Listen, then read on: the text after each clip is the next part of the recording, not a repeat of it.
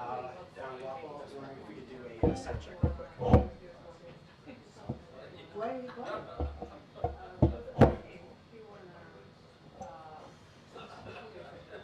Sell insurance too. Oh.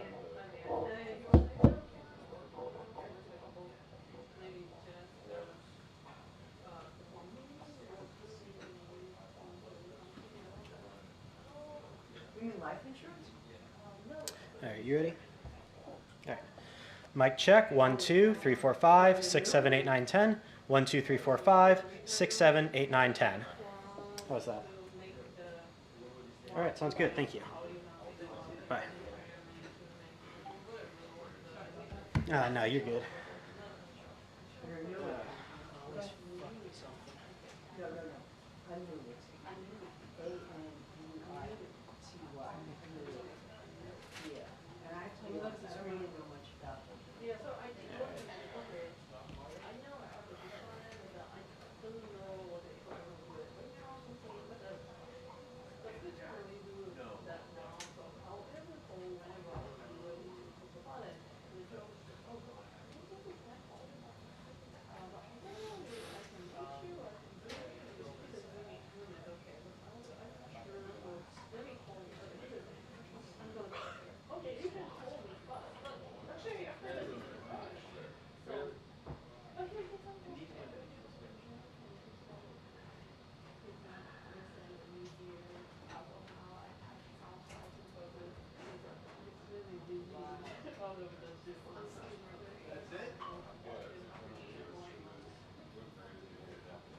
Oh, good.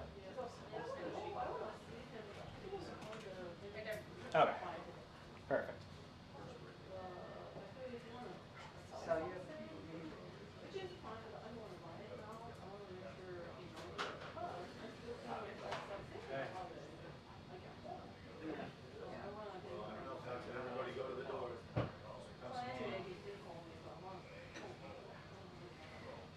Melissa, you coming along? Oh, yeah. Sorry. So, I see. Yeah, I don't know much about annuities, to be honest, so I never did I think one. it is really Good, okay.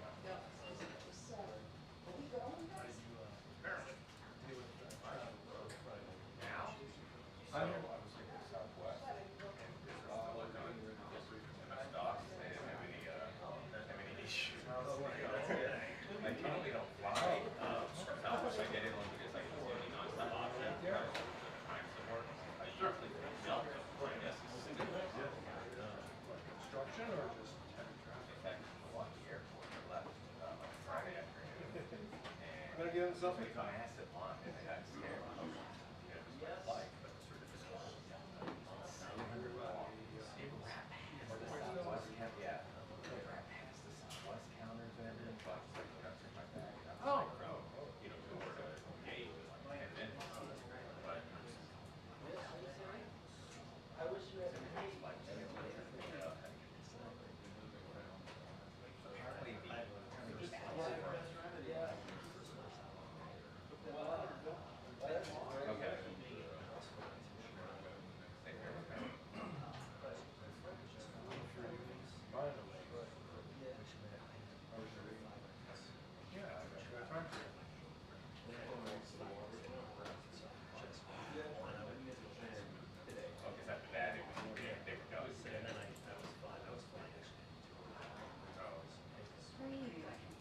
How are you? How are you?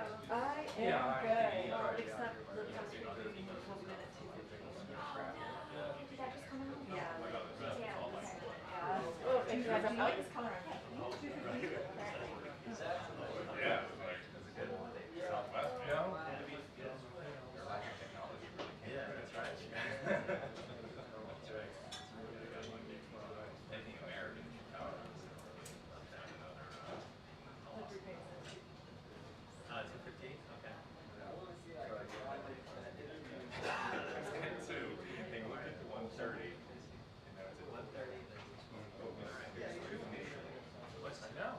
I know.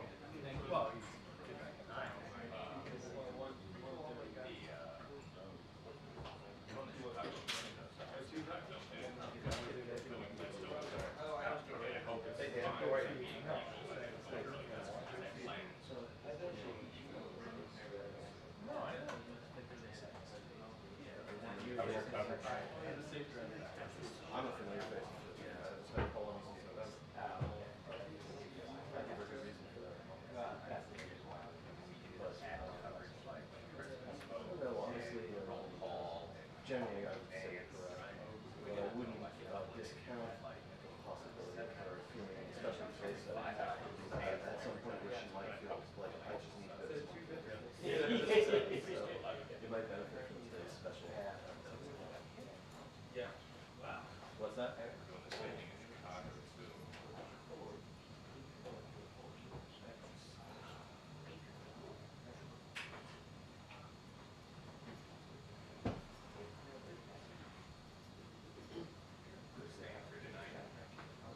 Yeah, well, you and I both spend altogether too much time prior to news conferences with one another. Gaming out different potential questions and potential responses. And just because either one of us could be adept at providing the most anodyne possible response to the question formulated, doesn't mean that it's not worth asking. Right? But if I were her, and again, I believe that I would think that this is simple comment. Minimally competent.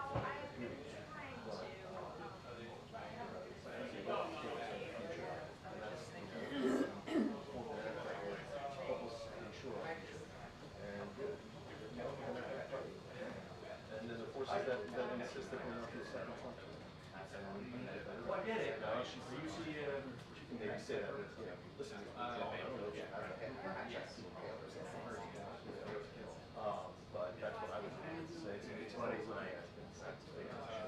reason why we're yes, that's what I would, you know what I'm saying? But if I get an opportunity to speak, can you say truthfully to me that everything you said was probably was the best knowledge at the time that you stated it, and she's absolutely right. When I'd like to get a question about the organizational presence to go job. Well, I guess is that not the case that she's crudely called that's close to the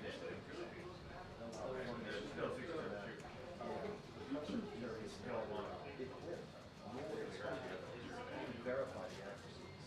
Oh my God, driving into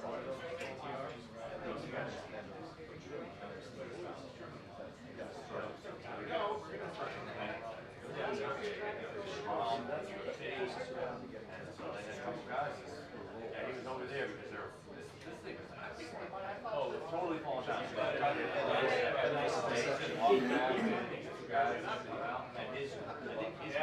You've got one thing going down, you're not sitting as main next to you. That's right.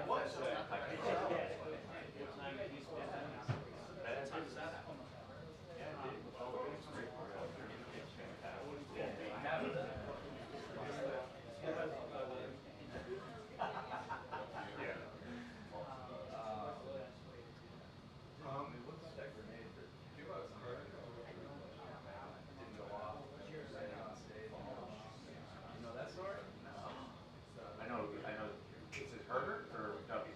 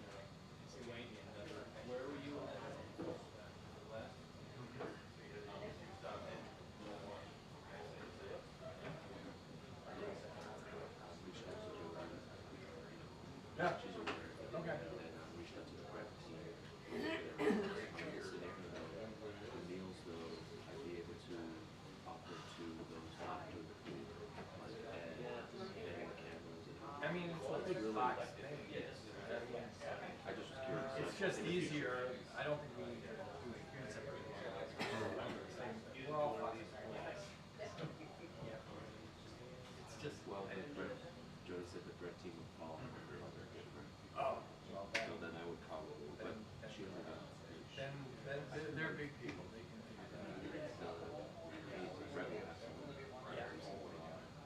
Okay. Yeah, we can start that like at 3 or 4 o'clock. Yeah.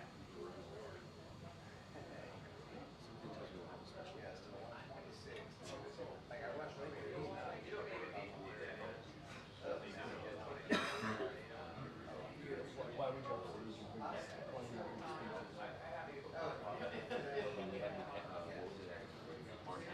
Yeah. Just to bring some cheer. See, all those people are like, literally, it's not. He's quack quack.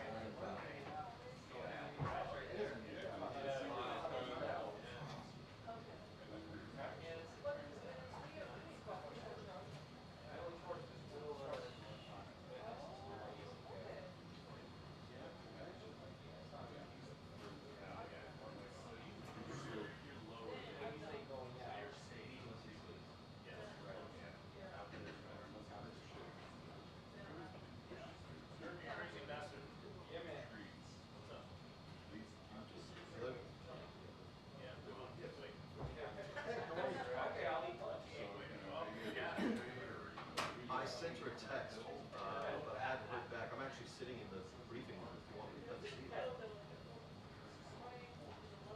Yeah, it was partly about the baseball. Yes.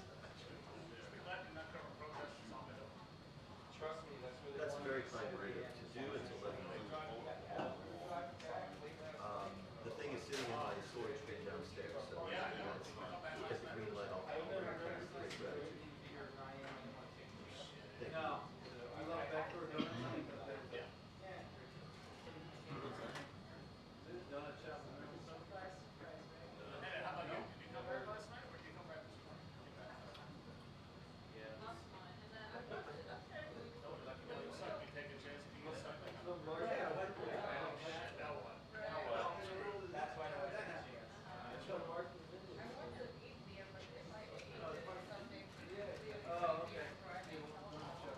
It does car, yeah. So they let you drive up to the traffic?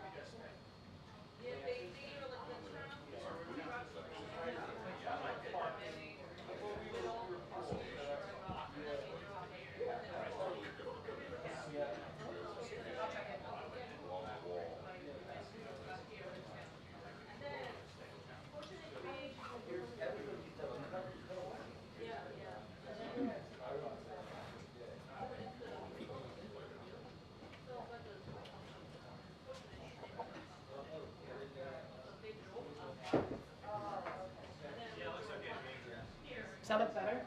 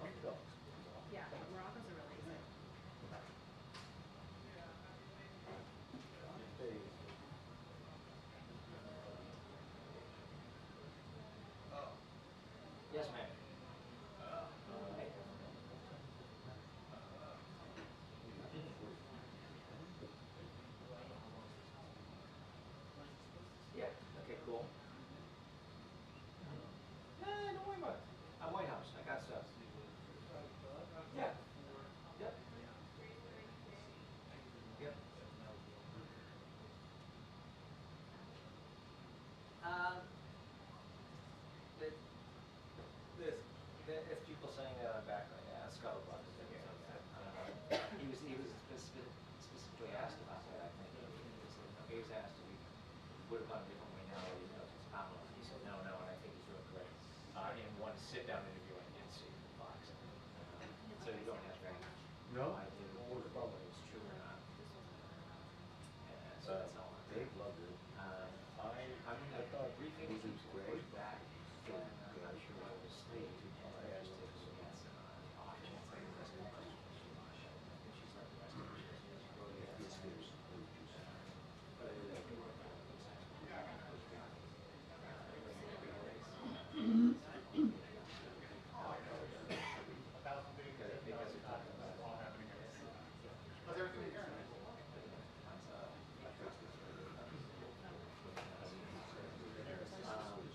But I don't know.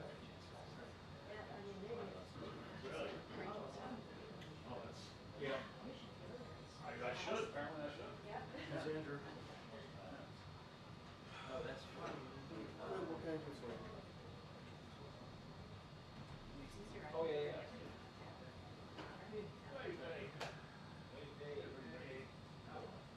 yeah. Yeah, I got a new one here. I would reach out to my colleague John Browning on that. He's been bumping around covering the accounts. Yeah. BOWD, and it's just first name, dot last name. Right, right. Yep. Well, I'll get that started. I'll show you the script that I have here. Maybe you can get a track and I can, maybe she has to resolve it. So, it's got one piece of Donald Trump social report. And I'll get the script here, yes, and I'll text you. If you return it back, I'll get Trump started on it. Yeah, well, we want to try it.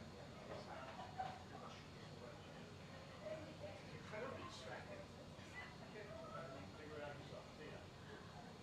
Bye.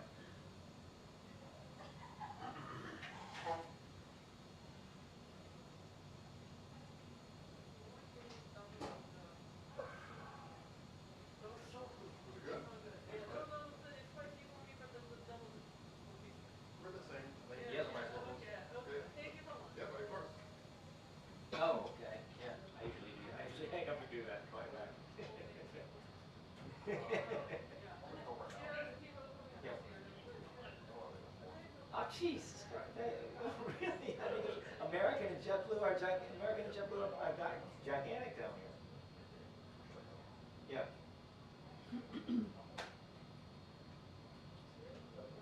Right, because it's not that much of a thing. Right.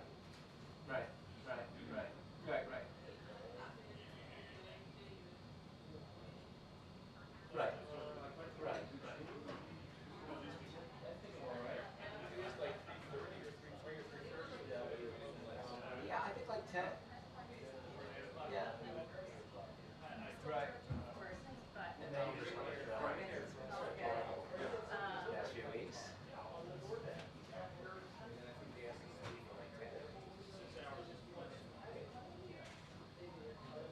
Yeah. Well, especially, yeah, no, we should. Well, especially if you were going to then, giving a little more time on developments.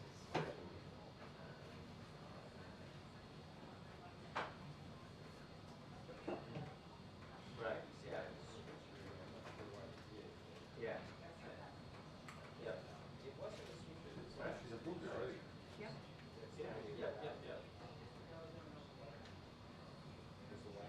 Yep. Yeah, I think so, because he still likes to get there early, kind of give us the start of the day, as well as even, start going even early, you can always stop and turn around, right, yeah. I didn't even see that. Right, yep.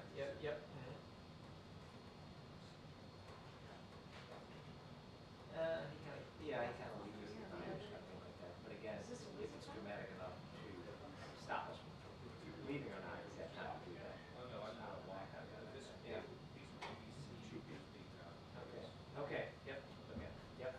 Yeah, that works. Okay, thanks.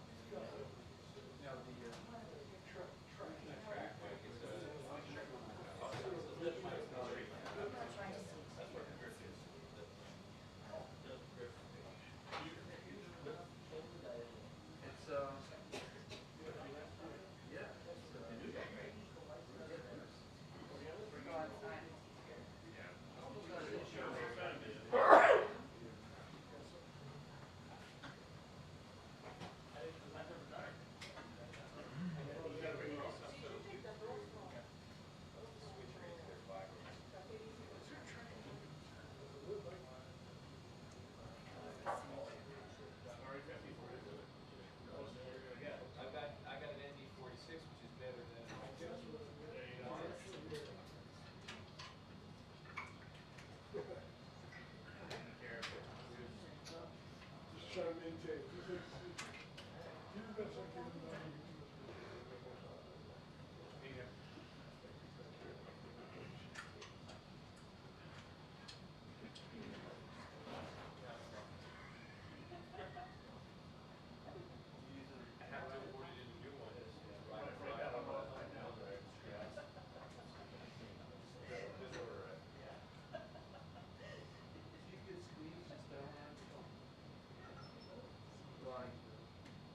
I can, once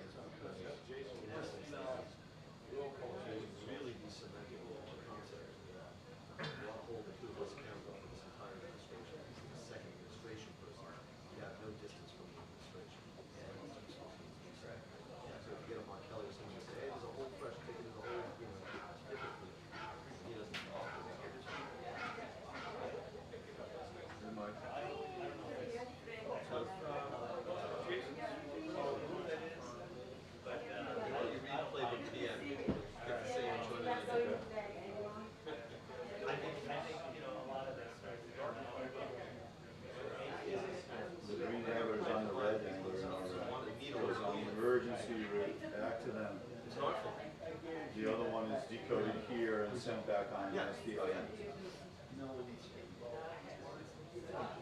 And it succeeded. Okay. Because you and I are actually having a conversation about it. About how it's. More not because you initiated it. I'm just sitting in front of him. Right? No, I know, but because it was amusing. Well, Oh, we got our 2 minutes? He's got a call. so give Jason a call. He's asking for fiber receiver. I know one's C, but I wasn't sure what the other one. The other one's direct back. John's. Well, nobody's doing anything yet, because they don't have anything on this end. Yeah, He just wants to know what's what's the fiber receiver, which one? But if they haven't, the briefing hasn't started, will they go from here?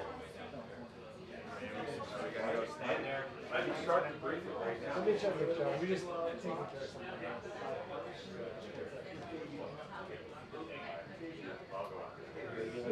Parkinson's. Just going over this with you, I guess it's better than me just to confirm with you.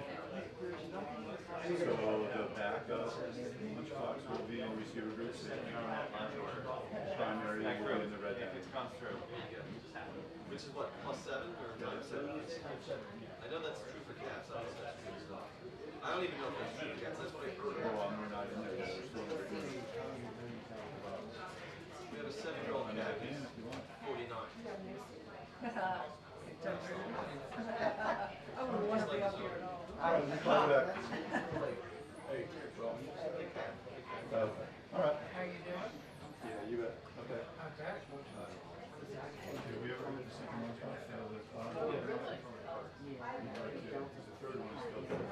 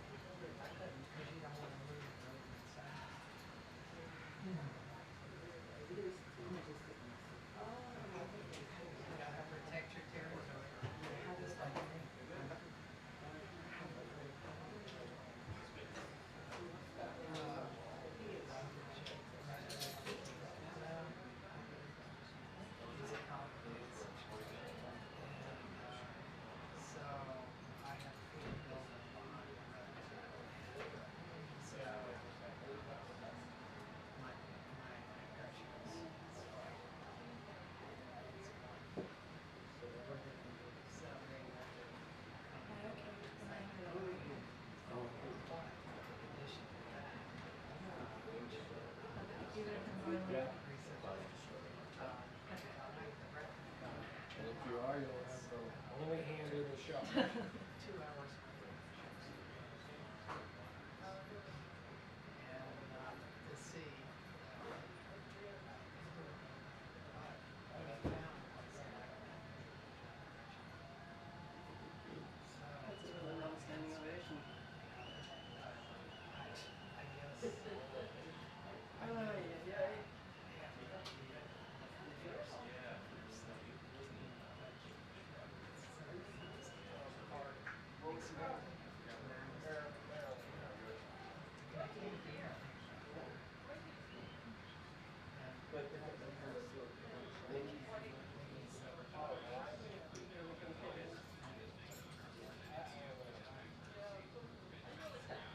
Don't keep me, I'm done, I'm so done with it. This is better.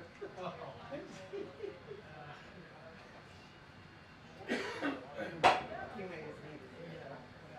it is. I always believe in that.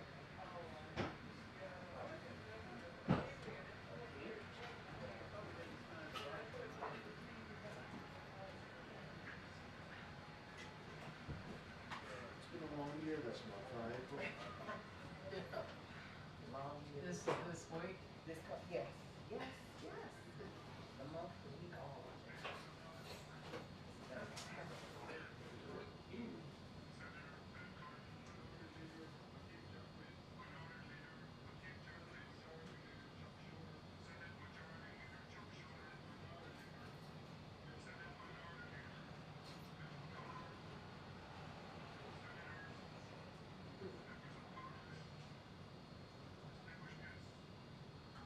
Do you wish it happened that way?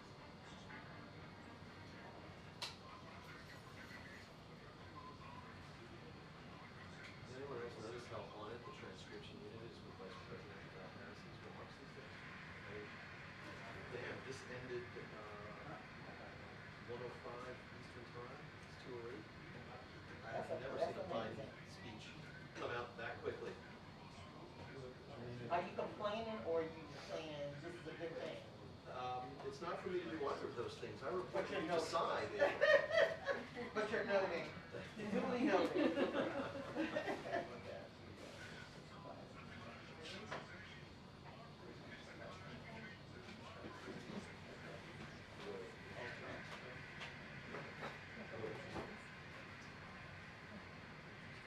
We love the transcription unit. We want that. That fast is a good thing. in fact, when people accuse us of being stenographers, I tell them, look, I know stenographers who work at the White House, and you have no clue how hard they are. I will not have you insulting them by accusing us of being stenographers. And I would never pretend to be true. so good. Truth is, these are the hardest White House briefings. I've been doing these for 25 years. And I've been personal friends with some of the transcribers. And these are the hardest ones to transcribe. Because the distemper in the room has never been like what it is now. And you get so many people shouting. Yeah. It's really hard for you guys to imagine. And they go on pretty long, too. Yeah. I've been here a little over a year, so this is all I know. We have to fear getting something wrong, and so do you. Yeah. But you have to fear carpal tunnel. We appreciate you. Yeah.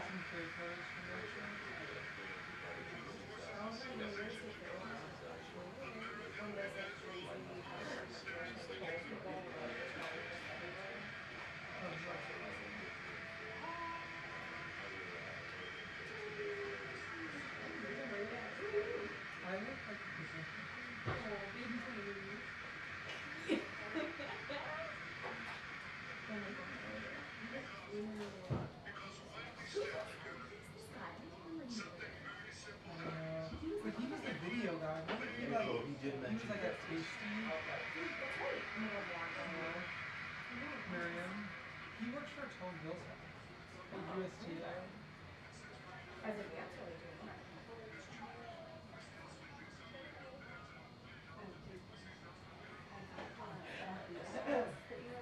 Yeah? They're like, Is it like, yeah, they like, said dramas? Yeah.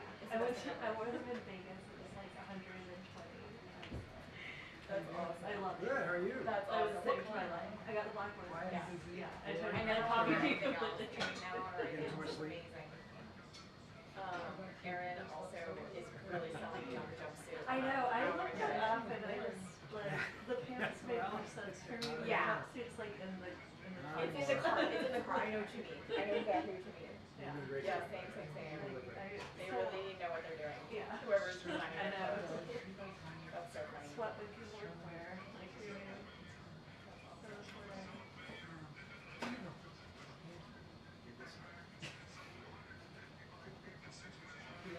No, actually, we have a real.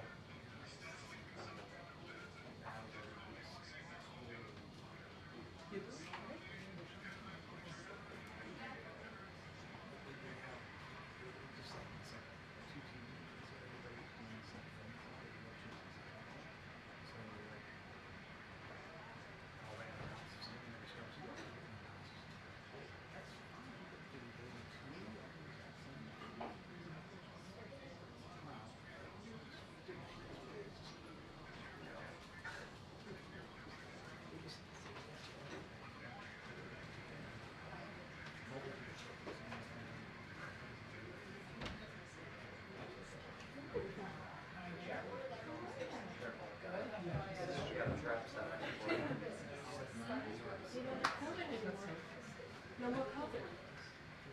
Right, it's always. Good.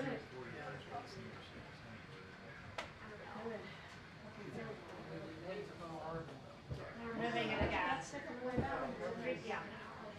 Oh, he got What? No. Can you break out? I mean, I'm looking at this. Not a missile. I know, definitely. Sorry. Yeah, and I put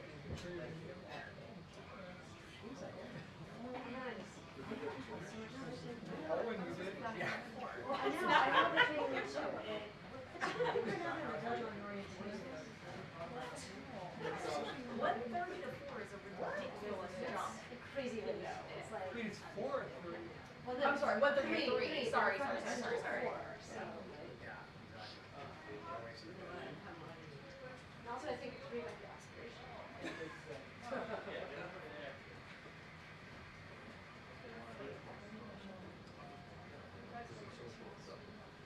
I think it's just. I was just farming you. This is when I had my one-on-one with them.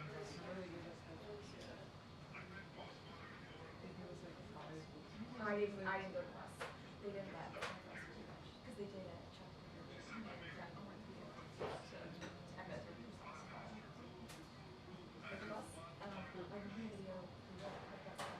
And she's like, She said, she was suggesting that I ask her. yes. I mean, I don't know why they were so Oh my God, they're I'm there. Oh, yeah, there you go. That's gonna be.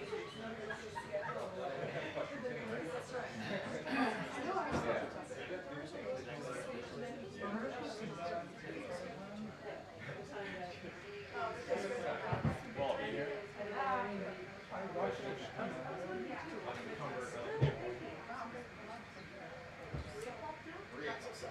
Well, that's fine. Yeah. 1:30.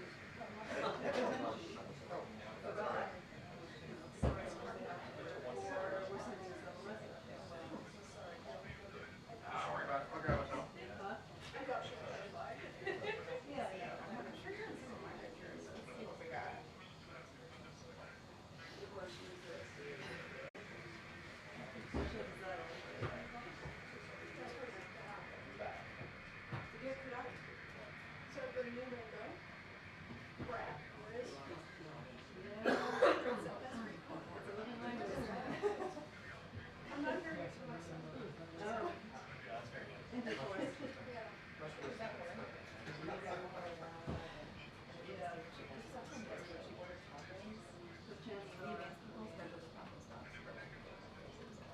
Is he gonna talk for an hour?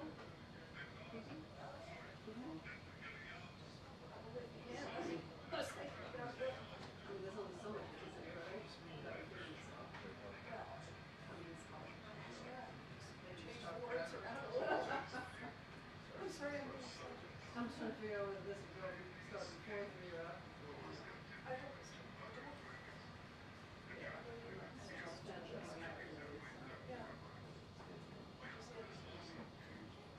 Not yet. 3 o'clock.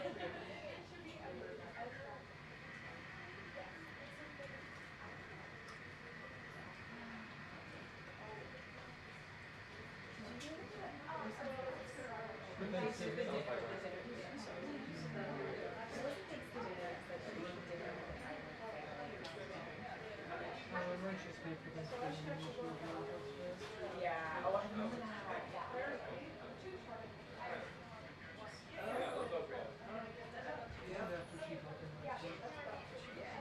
Are you allowed to stay longer or? Oh, yeah. One of those spots.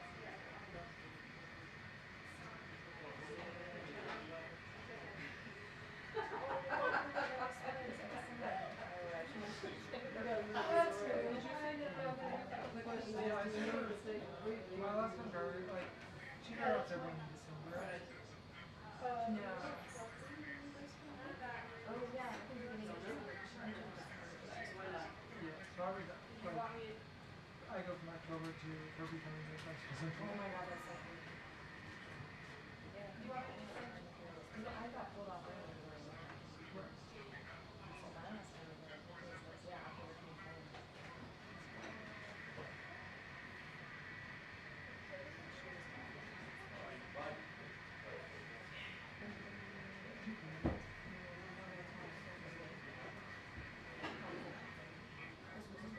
Yeah, it's like, That's so funny though.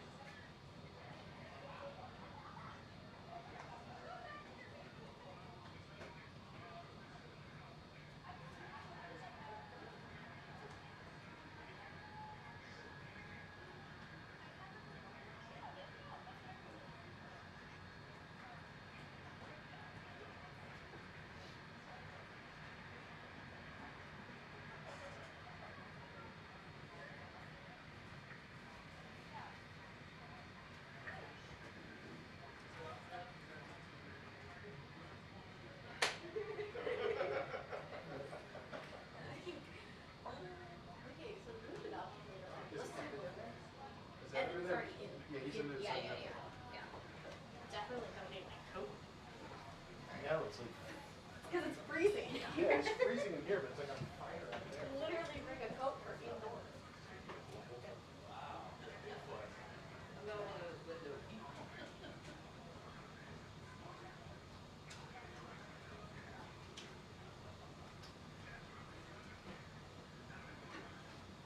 Sir?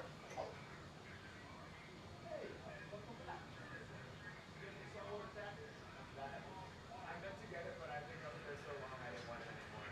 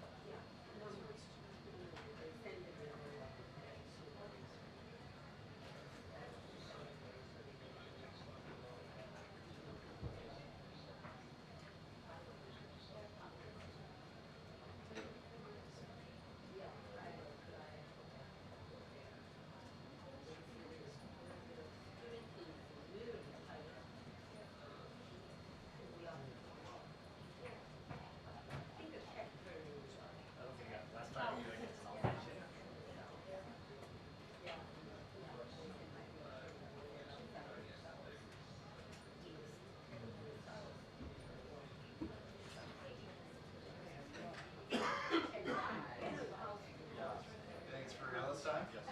Right. We'll see.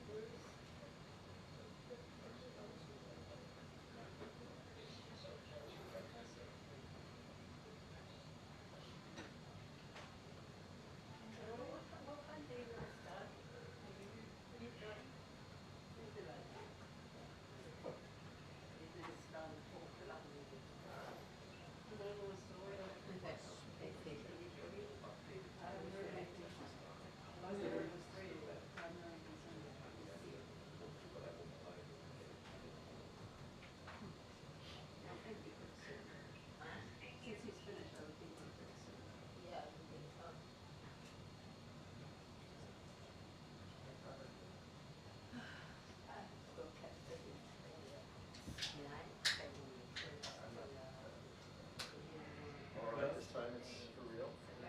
Actually, I'll. Yeah. Only things that kind of Good luck. a lot of veterans, people's come. I'm sorry. This will be the last time. Story, they show the films and pictures for your memory and stuff. That's very important. See, and hopefully they'll be out there. Thank you. But I know, I'm but they, James. they just told you 1,000 times that it's on my house. One generator was saying it's on the right. They need a mortgage. I'm off. Because some of the anti-war generation is dying out, right? Yeah, they not even know that we were the first to make a word. Korea, some young generation would say, yeah, South Korea invading the North Korea.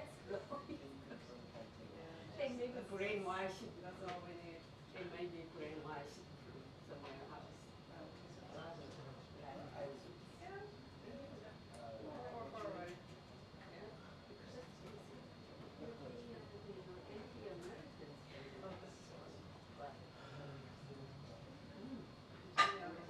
Assassination attempt against Trump. There is no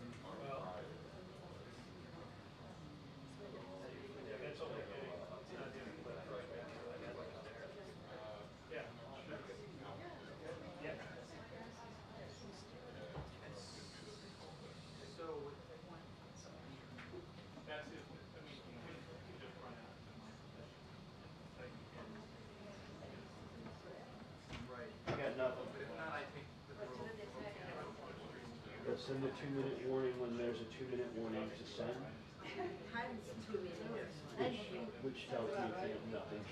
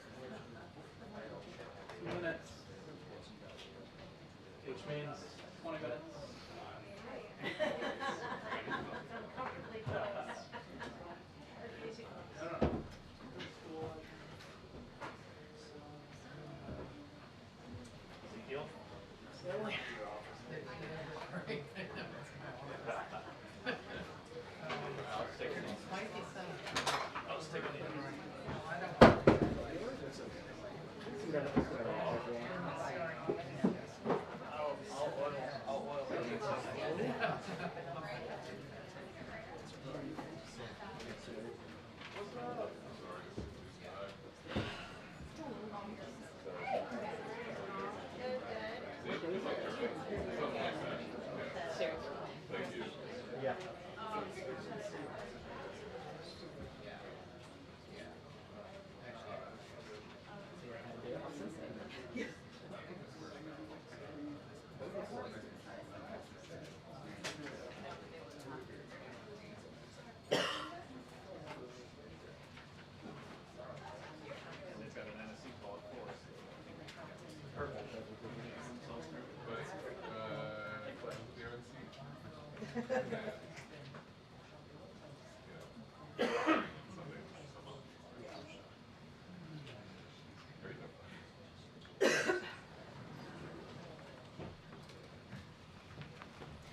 Good afternoon, everyone. I have a couple things at the top. So I want to start by addressing the horrific killing of Sonia Massey. The president and vice president both released statements on their heartbreak for Sonia Massey's family and loved ones as they face this unthinkable and senseless loss. They've also been clear that all of us as Americans, regardless of who we are or where we live, should be able to do so without fearing for our lives. Sonia's death at the hands of a responding officer reminds us that all too often, Black Americans face fears for their safety in ways that many Americans do not. Sonia's family deserves justice. President Biden has been clear about his commitment to doing everything he can to make our communities safer, including by advancing effective, accountable policing. That's why the president has pushed Congress to pass a George Floyd Justice in Policing Act and signed an executive order to make federal policing the gold standard of effectiveness and accountability. While we wait for this case to be prosecuted, the president and the vice president are continuing to urge Congress to get the George Floyd Justice in Policing Act to his desk so he can sign it. I also wanted to share the president and the vice president's deep sadness at the passing of Congresswoman Sheila Jackson Lee. No matter the issue, from delivering racial justice to building an economy for working people, she was unrelenting in her leadership. Leadership she demonstrated in her work to reauthorize the Violence Against Women Act, make Juneteenth a federal holiday, and reintroducing the George Floyd Justice in Policing Act. As the president said in his statement on Saturday, she spoke truth to power and represented the power of the people of her district in Houston with dignity and grace. Both the president and the vice president shared the honor of working with her during their times in Congress. We at the White House joined the president and the vice president and their families in sending our love and condolences to the Congresswoman's family, her constituents, and beloved colleagues of the Congressional Black Caucus.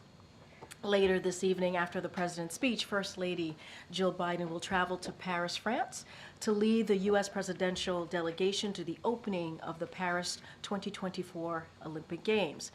The First Lady and the delegation will attend the opening ceremony of the Olympic Games and cheer on Team USA at various events. The First Lady previously led the U.S. delegation to the opening of the Tokyo 2020 Olympic Games, which were held in the summer of 2021 due to COVID-19. And finally, as you all know, and certainly are tracking, what we saw from the president the last couple of days is what we have seen from him over the last several decades. Human decency, patriotism, a good man who puts the American people ahead of himself. As the president said in his letter this past Sunday, it has been the greatest honor of my life to serve as your president. And while it has been my intention to seek re-election, I believe it is in the best interest of my party and the country for me to stand down and to focus solely on fulfilling my duties as president for the remainder of my term. As a member of his team and as an American, I am proud of this president's record. He's accomplished more in nearly one term than most presidents have in 2 terms. The president remains focused on fighting for the American people and building on the historic progress his administration has made. He's focused on growing the middle class instead of delivering big giveaways to corporations and the ultra-wealthy, fighting to lower costs for families instead of raising them by threatening to cut critical programs like Social Security, fighting for a fairer tax system instead of championing a $2 trillion tax bill that overwhelmingly benefited the ultra-wealthy, making healthcare more accessible and more affordable instead of working to eliminate the Affordable Care Act, strengthening and growing NATO, not eliminating it, and fighting for our reproductive freedom, not working to take it away. You will hear directly from President Biden when he addresses the nation tonight at 8 p.m. Eastern Standard Time. Tonight, the president will discuss his historic decision to put the country above all else and about the inflection point we face as a country in this moment. This is one of those rare moments in history when the decisions we make now will determine the future of our nation. America must choose between moving forward or backward, between hope and hate, between unity and division. He signed historic, monumental pieces of legislation into law and has worked across party lines to get a lot of them done. From jumpstarting a historic economic recovery to the largest investment in clean energy and climate action, gun safety, and more. The president is proud to have delivered these historic results for the American people, and he's going to use the remainder of his term to build on this progress for the future with the enduring faith he has in our nation. And so, therefore, I encourage all Americans to tune in tonight to hear directly from the president. Zeke? Thanks, Corinne. The president believes that it's best for the country that he not be in the Oval Office for another 4 years. How can you assure the American people that he's up to be in the office for the next 6 months? Well, first I would say is that, and I've heard these suggestions out there. This is not an answer to you. This is an answer to the suggestions that I've had. I've heard about him resigning from office. We believe, and any suggestion of that note is ridiculous. It is not what we believe. The president, I just laid out what the president has been able to do in almost 4 years, and it's been successful. He's been able to do more, again, than any president has been able to do in 2 terms. He's been able to do that more in 1 term. And he wants to finish the job that he started and delivering more historic results for the American people. And look, he didn't step down from campaigning or from running because he didn't believe he can serve in a 2nd term. That is not why. And what I would say, as I just finished my opening, I would say tune in. Tune into what he has to say tonight, and he will lay that out for you all and the American people as to why he made that decision. So you're saying he believes that he's capable of serving another 4 years, but he just doesn't believe that he can win another 4 years? I will let the president speak for himself. And so today, the president believes that he is capable, fully capable of serving in the office that he currently has now and for the next 4.5 years if he wanted to. Absolutely. And let me just quote from what he said on Sunday in his letter. He said, "It is in the best interest of my party and the country for me to stand down and to focus solely on fulfilling my duties as president for the remainder of my term." And what the decision that he made on Sunday was about putting country first, was about his party, and was about the American people. Again, I would refer you to what he's going to say tonight. He will lay that out, speak for himself, and you will hear directly from the from the president. The American people will insert you As as well. well. A different topic. There's Yeah, some sure. large protests taking place in Washington. The White House is now ringed by anti-crime fencing. The Capitol, some protests around Union Station. Is the president monitoring these protests? Does he have a message to the people who are demonstrating right now? So it's basically what we have said for some time. We respect the right for all Americans to peacefully protest. And obviously we will continue to strongly condemn any form of violence as it relates certainly to protesting or destruction of property. We've been very, very clear. But Americans have the right to peacefully protest. Anything that is related to what's happening outside of this campus, the fencing, as you just mentioned to me, that's something for Secret Service to speak to directly. Is he watching the protests? I mean, the president is he's always kept up to date on what's going on. Right now he's certainly having meetings today with his senior advisors and other senior staff. I can't speak if he's right now watching the protests. Obviously, he's kept up to date into what's happening.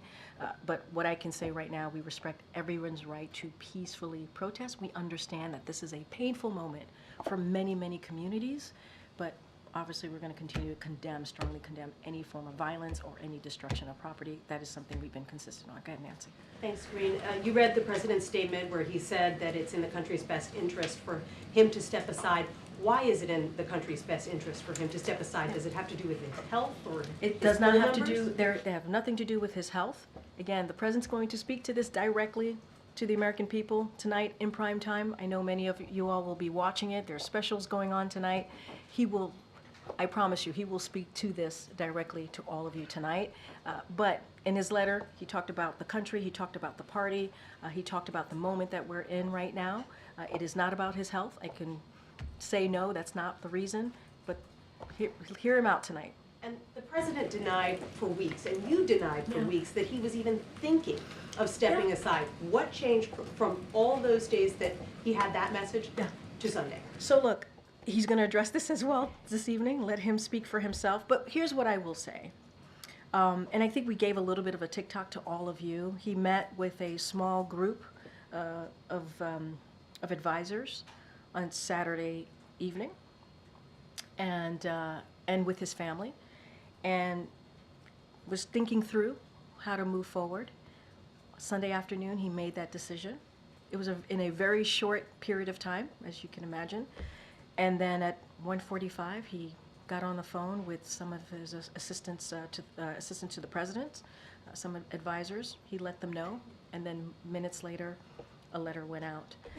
So it was in a very short period of time that the president was able to think about this and make a decision.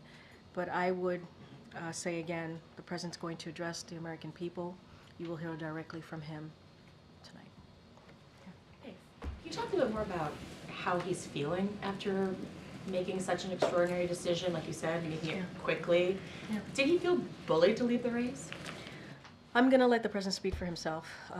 Look, this obviously is a historic moment, but a decision like this is very personal. It's not easy to make.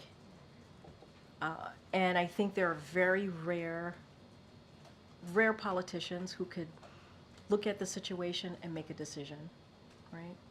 And I think it speaks to how honorable this president is, how selfless this president is, that he was able to make this decision and say, it is not about me, it is about the American people, it is about the country, and make, a personal, difficult decision.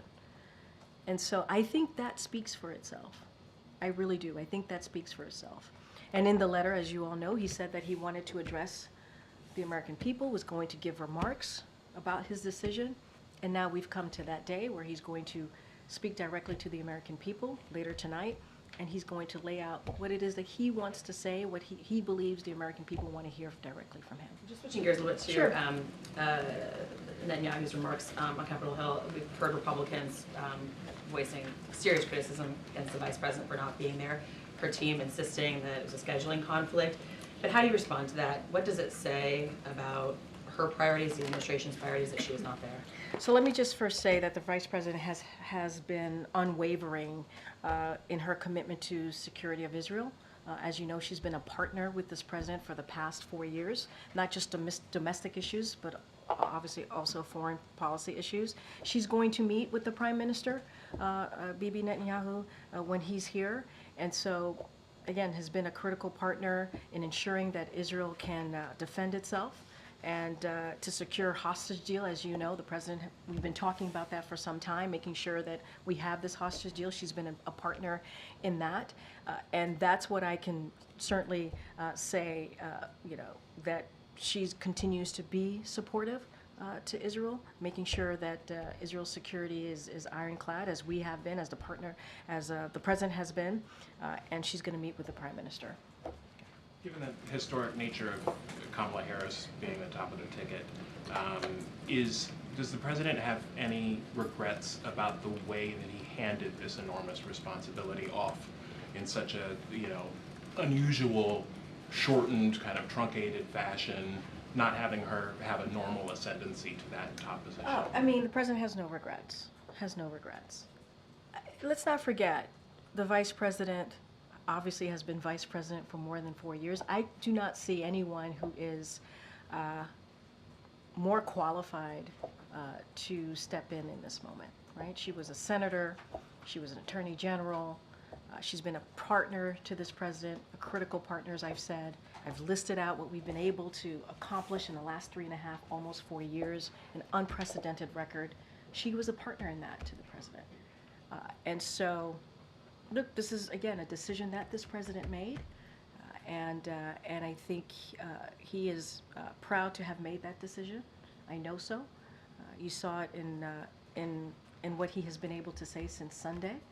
He's going to be on camera later today, obviously, to address the American people from the Oval Office because of this moment and how big this moment is. He wants to do that. He wants to make sure that Americans hear directly from him again after putting out the letter on Sunday. And if you could distill just into a few kind of bite-sized pieces, what specific policies, actions does the president want to get done in these last few months? So he certainly wants to build on what we've been able to do. You heard me say this has been certainly what he's been able to accomplish in the four years in this first term is more than we have seen in presidents who have done 8, many presidents who have done 8.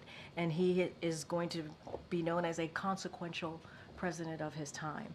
And so he's going to continue to build on those successes. I mean, let's not forget, if it wasn't for the American Rescue Plan, we wouldn't be able to get out of the pandemic. We wouldn't be able to open up schools. We wouldn't be able to open up businesses wouldn't be able to open up again. There's the Inflation Reduction Act, which was also an incredibly important piece of legislation. If you think about climate change and dealing with that, if you think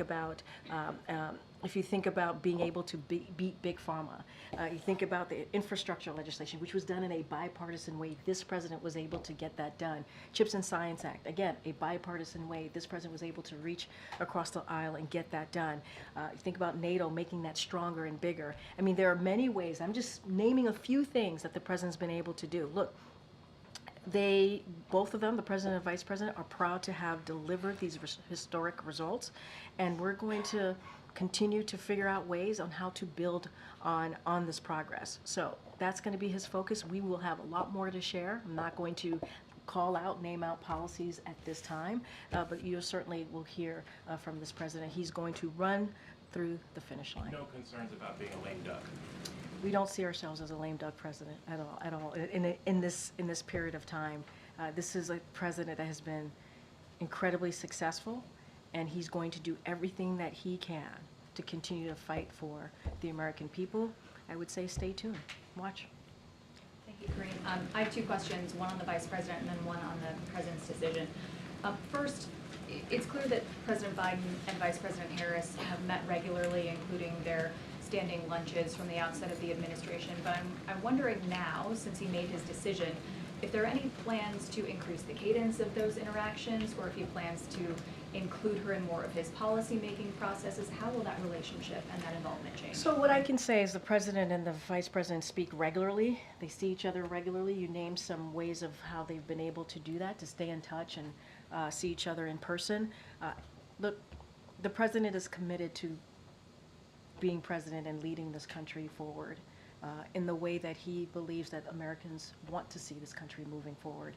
And the vice president's going to continue to be a critical partner. Nothing's going to change in that.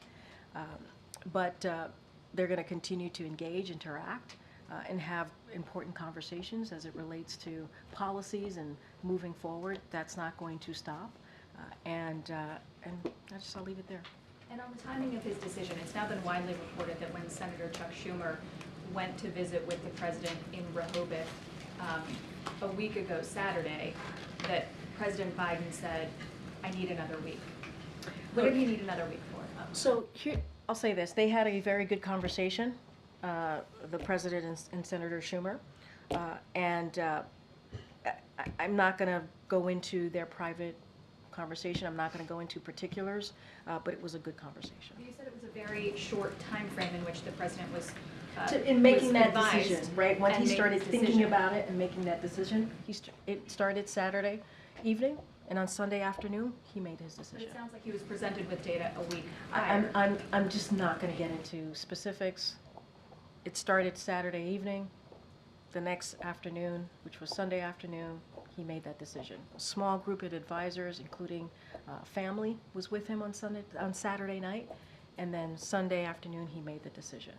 That's how it happened. That's how he came to announcing it. And on the messaging to us, to the press corps, it's been 9 days since there's been a briefing. The president obviously published his letter officially on Sunday, withdrawing from the race. Why go on television to make your first comments about that decision rather than make No, I those from the appreciate briefing? that. We've always had a protocol here. When the president's not here, we don't do a briefing. That's just the way that we've always it's always happened. The interview that I did yesterday was on the books for about 2-3 weeks. It was way before the president made his decision. That's it. Yeah. Okay. Did the president exit the race because he didn't think he could defeat Donald Trump in November? I'm not going to get into specific details of his thoughts. I would say tune in to tonight when he speaks directly to the American people. You'll hear what he thinks about his decision. He said in his letter that he wanted to address the American people about this decision that he made on Sunday. I would tune into that, and you'll hear directly from him. And also similar to some of the questions my colleagues have asked, for weeks, people from this podium and other top spokespeople for the president were adamant that there was no way he was dropping out. Just in terms of credibility moving forward, I'm curious if you guys could just address that. I mean, I kind of addressed it a couple times of the president's decision making. When when folks from my team, from folks from this White House said that he wasn't going to drop out or he was not planning to drop out, that's where we were. That's where we were in that time. That is the guidance that we had. I mean, it's not about you guys not receiving the proper guidance. Tyler, on Saturday night, he met with a small group of advisors and his family, and that's when the decision started. Sunday afternoon, he made the final decision. That's where we were. And we've talked about this. This was a dynamic situation. It was. This is a historic moment. You have to, that is true. And it was for the president to come to that decision. When we told you all that the president, you heard from the president, he's not going to drop out. And he actually addressed it himself, not just us. There were multiple events, multiple opportunities where the president said he's in it. So you heard directly from him multiple times after the debate. You know, the president, again, met with a small group of advisors on Saturday. Sunday, he made his final decision. That's how it worked. That's how it happened. We'll get a better sense from him about what went into that decision-making process. I would tune in tonight. I would let the president speak for himself in this moment. Given the level of support the vice president has received from lawmakers, other Democrats, donors, the party in general, has the president expressed any sentiment that maybe he should have made his decision sooner and given her a longer timeline? What I will say is this was a difficult decision to make, a personal decision to make, and the president made it. And I will leave it as that. Has he given any advice at this point to the vice president in her process of picking a running mate? They speak regularly. They speak often. Obviously, they've spoken a couple of times. And I'm not going to get into their private discussions. Okay. Is the Vice President or her staff going to be more closely involved in the day-to-day operations of the administration, given that she's now the... I kind of got this question moments ago. Nothing more to add where the Vice President's been a critical partner. She's been played an important role to a lot of decisions that have been made in the past 3.5 years. That's not going to change. And the President has always obviously appreciated her policy savvy, her ideas, her thoughts, and that's going to continue. And Say now? look, the president is still president. You know, he's still very much commander-in-chief. He's still very much the president of the United States, and he's still very much going to lead this country in the way, in the direction that he believes is right, is the right way to do it. So that doesn't change. That's not going to change. And just make sure I understood your answer earlier. They have spoken about the VP selection specifically, or the Oh, the broad VP selection, that is something, obviously, I can't speak to. The campaign side could speak to. What I can say is, I heard the question as giving advice to the vice president in any way, right? They've spoken many times. I'm just not going to get into private conversation. The VP pick specifically, anything related to that, obviously the campaign can speak to that more if you want more details. But Vice President Harris won't have extra staff in meetings that wouldn't normally be there for some sort of overlap transition. I would say type that of thing. nothing is going to change. The president is the president of the United States. He's going to continue to lead, lead this administration the way that he sees fit. They are partners. They are partners. They have been. She's been, again, a critical partner in some of the big items that we've been able to get done on behalf of this country. Obviously, she's going to play a role as she has done in the past. Did you watch the Prime Minister's speech? That just ended not too long after I came out here. I have not talked to the president about this, if he was able to catch some of the Prime Minister's speech. Obviously, they're going to, as you know, they're going to be meeting here at the White House. Prime Minister Bibi Netanyahu and the president is going to be meeting here tomorrow. Thanks, Green. This was a White House that was operating obviously with an eye towards the next 6 months, but also thinking it might have 4 more years to serve as well. I know it's early, but can you talk through whether there's been any sort of new direction about how this White House will operate, given that you only have this short amount of time left? And obviously the president was also balancing a re-election campaign at the same time. Does this free him up?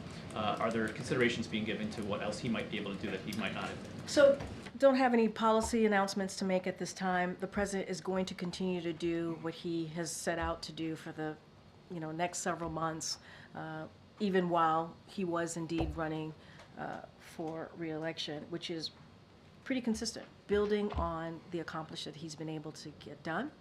That's going to be really important. He's going to look at this remainder of his term, and there's going to be important issues that he wants to get done. Don't have anything right now to lay out, but we want to continue to build on those accomplishments. We've gotten a lot of things done, whether it's healthcare, whether it's the economy, whether it's manufacturing, right? We want to continue to build on that.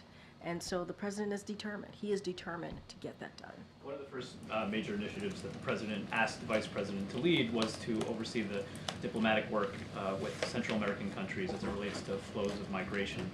The House Rules Committee yesterday approved a resolution that will go to a vote of the full House, strongly condemning the Biden administration and its border czar, the vice president, for failure to secure the border. Do you have a response to that? And how would the president characterize what he views as the vice president's accomplishments in terms of overseeing that portfolio? I mean, look, as we speak, you have congressional Republicans. They continue with their month-long blockade of critical resources that we need for the border, whether it's ICE, Border Patrol, and this is what they've been doing. This is what they've been doing. Let's not forget the bipartisan, a really tough, important bipartisan piece of legislation or a deal that came out of the Senate that we were able to get done, and they got in their own way. They got in their own way because they listened to the former president, because they thought it would help Joe Biden. So they continue to block critical resources. That's what they have done for the past 3.5 years. The president is looking for ways to fund security funding to get to the border, right? And he's done that in a record way. And so we're going to continue to fight to make sure that the Border Patrol agents get what they need and get more personnel, thousands of new personnel at the border. That's what we're going to do. The president announced new decisive executive orders to secure the border on lawful crossings have dropped by more than 50%. And that's the president acting without Congress by 50%. They are now lowered at this point than they were in 2019 and lower than when the former president left office. And the president's doing that on his own. On his own. They get in the way, he finds other ways to make things happen. That's been the story of this administration. One more question. Obviously, the Secret Service director resigned yesterday. I'm also curious if there is any consideration to increasing the security around the Vice President now, and whether the resources of the Secret Service are affected by that, in that decision as well. Yeah, that's something for the Secret Service to speak to. That's something for the Vice President's campaign to speak to. I don't have anything to add on that as it relates to protection. How are you doing with all of this, Corinne? You care about how I feel? Are you going to stick around for a potential President Harris administration? Oh my goodness, let me just get through the day. Can I just get through today? I do have some other questions. No, I think that's good. I think we're good. I think we're good. Corinne. How are you doing? Are you I'm good? doing okay, thank you. I haven't seen you in a while. Well, you guys haven't had a press briefing since President Biden dropped out of the race. So The president hasn't been here. He just got here yesterday, and now I'm here taking your questions. Thank you. And I've taken about 3 or 4 at this point from you alone. Well, it would seem that people in this White House knew that President Biden was slipping, and it was hidden from the American people. So who ordered White House officials to cover up a declining president? I know that that is a narrative that you love, and Well, wait, no, in wait, 10 days, hold on. he did a press conference Hold at on. NATO. Hold I'm on. in it. There's all these things that I Hold need on. to finish, and then 10 days later, I'm dropping out. Okay, okay, you're asking me like multiple questions here. Let me, wait. First of all, there's been no cover-up.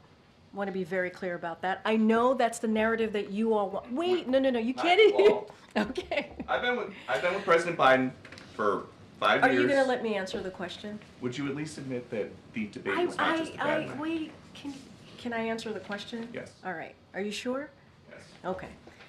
To your first question, it is not a cover-up. I know that is the narrative that you all want. It is not.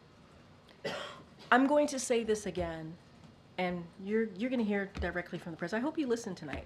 I think it's going to be incredibly powerful and important. The Oval Office, presidents, as you know, when they make speeches from the Oval Office, it's because there are important moments that they want to directly make sure that the American people hear from them, and it's obviously going to be done in prime time.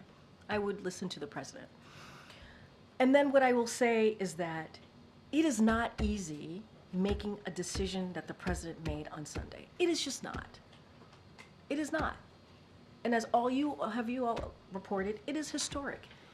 It is unusual. This is not the norm.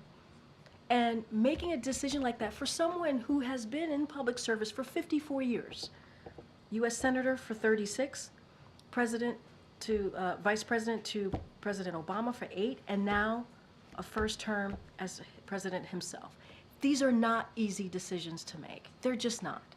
And so the fact that he was able to make that decision in a selfless way, that's admirable. One of the decisions he made, President Biden wants Vice President Harris to be the standard bearer of the party now. Does she still want to get rid of ICE? You have seen what this administration has been able to do in the past 3.5 years, and they did that with the vice president as a partner in that. And Republicans got in the way. The president went around Republicans and was able to get thousands of personnel at the border, and now we are seeing a 50% drop at the border. And that's because of what this president has done. As a partner, though, she's been in charge of root causes of migration for years. She has never spoken to the Border Patrol Chief, Jason Owens, or the Border Patrol Chief before him, Raul Ortiz. What should that tell us about her leadership style? She was supposed to be doing root causes, dealing with diplomacy. And Diplomacy. Wait, diplomacy. That's what her job was supposed to be. Diplomatic. That's the job. And I understand that you're asking these questions, but we should also look at congressional Republicans who got in the way, literally got in the way of everything that this president was trying to do to deal with the border. They got in the way. They would say one thing and then they would change their mind. They would say, we want Border Patrol, we want we want a deal on what's happening at the border, and then they would walk away from it. And they did it because of what the former president said. You guys reported that. That's not coming from me. Some of your colleagues reported that the former president said, let's not move forward with this proposal because it's going to help Joe Biden. I mean, that's also the reality. You got to talk about both sides here. Good. Great. This is. I get that you're not going to give You us. gotta- I get that you might have. Okay. Yeah. No, go ahead, Fine, Peter. one more. I get that you don't probably want It's to give good to us see you too, James. a specific name, but were there any names that came forward that surprised you of Democratic officials in the last week who stabbed President Biden in the back? I don't have anything else to say. Go ahead, April. I'll come in really fast, 2 questions. Yep. One on Sonia Massey. Yeah. This is something that's continued to happen. The president, before he even became president, was really pushing after the George Floyd death, police-involved death. Yeah. What is the lesson learned, I guess, if you will? He couldn't get it through Congress, but he did come up with federal executive orders and efforts. But what is the lesson learned from this moment that continues to happen that I guess Kamala Harris might have to start dealing with as well if she becomes president? I mean, when you say lesson learned, meaning. How could you have done something differently, or what could you have done to maybe change the dynamic? So, I think got to step back for a second here. The president has been able to reach across the aisle and get a lot of things done. He has. Gun legislation, the first bipartisan gun legislation that we saw in decades. That was important. And there's issues that, infrastructure legislation, was able to get that done. He reached over across the line and got bipartisan support. So we have seen this president and this vice president be very successful in doing that. There have been some issues that have been a little harder, to your point, police reform. And what the president did was when that wasn't able to get done in a bipartisan way in Congress, he took an executive order to deal with it on the federal law enforcement level. And that was a step that he was able to take. And he's going to continue. It doesn't stop. You heard me mention the George Floyd Justice and Policing Act probably 2 or 3 times at the top, because it's important to use our platform, to use this podium, to continue to call for what we believe is right. There's always going to be lessons in how people govern and decisions that we made here, but there's also been a lot of success. And when action wasn't happening in Congress, the president took action. The president took action. So as you said, you mentioned this at the top, emphasizing this heinous death and how it happened. But is this something that the president hopes? I mean, it was one of his passion projects. In 2020, for sure. Yes. Absolutely. Does the president hope that if Kamala Harris becomes president of the United States, that she could champion this and that she could get what he couldn't get done? Absolutely. For sure. Absolutely. This is an important issue for this president. He's going to do everything that he can, with the rest of his term to get this done. He's still going to work on this. It doesn't stop. Go ahead, Michael. Thanks, Green. A few days before the president announced his withdrawal from the race, he said that he was going to be rolling out proposals for Supreme Court reform. Is he still committed to that? Look, the president believes that when you hold a high office, you should be held by a certain ethics and transparency. That's something that the president believes. And so he certainly will continue to do everything that he can. I don't have any policy announcements to make at this moment today in front of you, but once we certainly will share that. And just secondly, has the president spoken with former President Obama since making the decision? No calls for that. I have a foreign policy related question. President Biden will be one of the few sitting presidents since the establishment of U.S.-China relations not to visit China during his tenure. Could you please explain the reasoning behind this decision? Isn't this a missed opportunity? So, you heard from the National Security Advisor himself many times when we've talked about our relationship with China. It's been very deliberate in our strategy and our approach to our relationship with China, very deliberate. And as you've heard us say many, many times, again, I mentioned the National Security Advisor, Jake Sullivan, we're pursuing competition without conflict. That has been our goal from day one of this administration. You know, the president, as you know, met in a bilateral fashion with President Xi just last November, as you know, in California, with that goal in mind. Again, we want competition without conflict. So we have also had a number of cabinet secretaries. We've spoken to that. Whether it is Secretary Blinken or the Treasury Secretary, they've had travels to China over the past several years and many more. And so, look, we're going to continue to have these high-level officials travel there to China to continue to have those conversations. But we have been incredibly deliberate with our strategy. Again, competition without conflict, that's how we're moving forward. There are still a few months left. Yeah. Will there still be opportunity? Say that last part. Would there still be A chance he may go abroad? I don't have anything to share about foreign travel, but we have been very deliberate with our strategy. We believe it's worked, and we're going to continue to move forward in that fashion. Go ahead, Danny. Thanks, Green. The President said that he wants to push for a Gaza ceasefire in his last 6 months in office, but Prime Minister Netanyahu just gave a really uncompromising speech to Congress, and that just a day before he comes here to the White House. Does the President really believe that Netanyahu sounds like a man who's likely to go for a peace deal? So let me just say a couple of things. I do want to give our reaction to the Prime Minister's speech. So we appreciate Prime Minister Netanyahu for thanking President Biden for his unwavering support for Israel and his efforts to secure the release of the hostages. President Biden looks forward to meeting the Prime Minister here tomorrow to discuss developments in Gaza, including negotiations on a ceasefire deal and the humanitarian situation on the ground. And my colleagues in the 4 o'clock hour is going to, at the NSC, is going to hold a press call where they're going to address additional questions regarding the Prime Minister's address and also his visit. So I would certainly tune in. You'll hear more from them directly. Look, they're going to meet tomorrow. The president has always been clear on how he sees the future, a two-state solution. He's always supported that. That's something that he's going to continue to speak to. They're going to have a conversation tomorrow. The president looks forward to that. The vice president's also going to have a meeting with the prime minister tomorrow.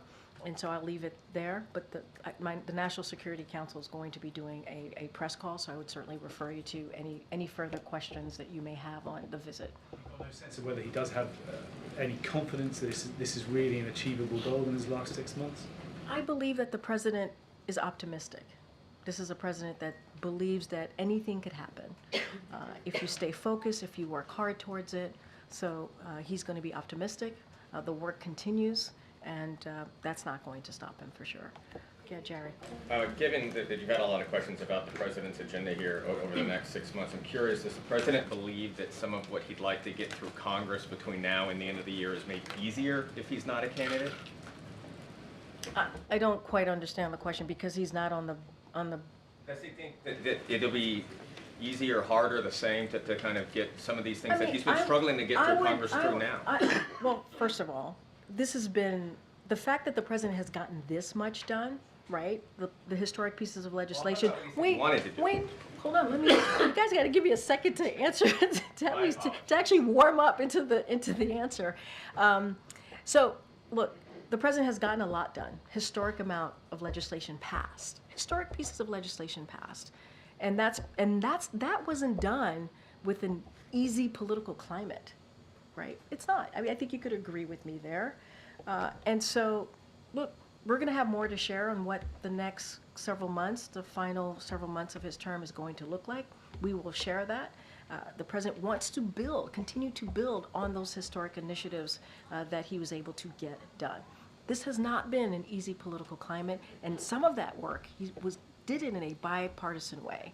And when he wasn't able to get it done in a bipartisan way, he found policy ways to do that in executive action, and we've been able to be successful, whether it's the border, right? Whether it's trying to get things done on the student loan side. There's been ways that the president has been very focused on making sure we're delivering on the initiatives, on the goals that we set out to do in the beginning of this administration. That doesn't stop. Go ahead. Erin, I have two questions, domestic and foreign policy. On domestic, was there any reason why the president did not endorse the vice president in the first week? It took like a while, maybe 15, 20 minutes. Yeah, I mean, look, the first meeting, the first tweet was he withdrawing from the race, but he did not say clearly that he is endorsing her. From the letter to the letter later that he statement. To the tweet. Yeah. There was a half hour. It was a 30 half minutes. Because there was a 30 minutes? You're questioning a 30-minute window? Because he's, no, I'm not questioning, I'm just asking if there was a reason. I mean, look, he put out a letter to the American people about a decision that he had made. That deserved a standalone letter, I believe, right? A decision, an important historic decision. He wanted to do that and speak directly to the American people. That's why he did the letter. And then obviously 30 minutes later, you got the endorsement. That's not a significant amount, but it's not a significant amount of time. I think if you look at the letter, you see that he was truly trying to lay down the decision, a very weighty decision, and he wanted to say that directly to the American people. Fair enough, you explain it now. I thank you for approving that answer. Second question on foreign policy, just to follow up on Sure. this question. What message does the administration send to the world when we see the White House is barricaded in anticipation of Prime Minister Netanyahu's visit here? Considering that the ICC found a reasonable ground to indict him as a war criminal, and 70% of Israelis want him to step down. So look, I can't speak to Israelis. That's I'm not going to speak to domestic politics. I think we've been very clear on our feelings about ICC and their recommendation, something that we do not agree on. We've been very clear about that. Look, when it comes to what we're seeing outside, as you said, the barricades and such, that's something for Secret Service to speak to. They can speak to why they feel that it's needed. That is not for me to speak to. But it doesn't change the fact that we believe in the right for all Americans to peacefully protest. That is something that we've always been very clear about.